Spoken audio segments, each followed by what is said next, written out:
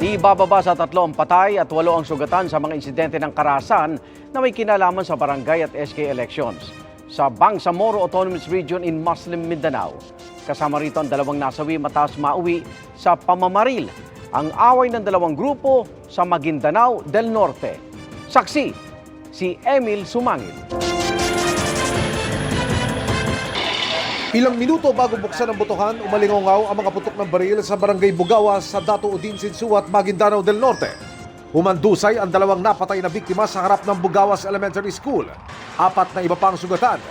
Ayon sa pulisya, nauwi sa barilan ng pagtatalo ng kumakandidatong kapitan na si Abdulatif Abbas at katunggali nitong grupo na sangkot din sa paumaril. Pati mga taga-suporta niya at ng kalaban kasama umunong nakipagbarilan. Hinahanap na ng mga pulisya ang gunmen, kabilang ang kumakandidatong si Abbas. Bantay sarado naman ng militar ang paaralan. I was also briefed by the RD and they had presence of interest and hot pursuit operation is ongoing.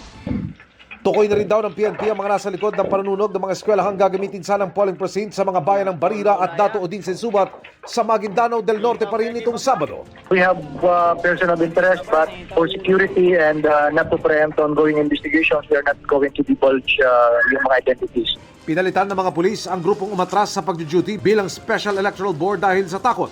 Inalis din ng pulisya ang itinambak na lupa sa kalsada ng ilang grupo para pigilan sana ang pagboto ng ilan.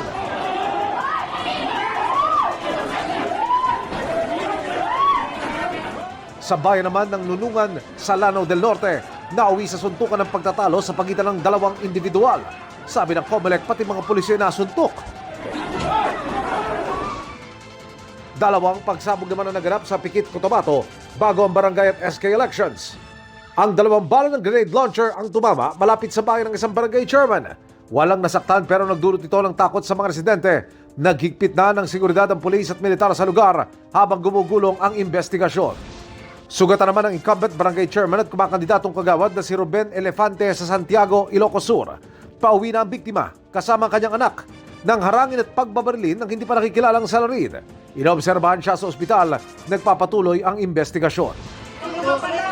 Sa Puerto Princesa Pilot Elementary School sa Palawan, pinagpupunit ng ilang lalaki ang mga official ballot sa 2 presinto. Nilagyan din nila ng padlock ang ballot box. Isa ang inaresto at pina-inquest na. Maaari siyang maharap sa election offense. Pansamantalang nakinto ang botohan doon pero nagpatuloy din kalaunan.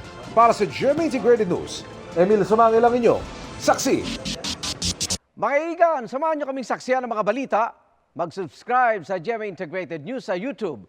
Para sa mga kapuso abroad, samahan niyo kami sa GMA Pinoy TV at sa www.gmanews.tv.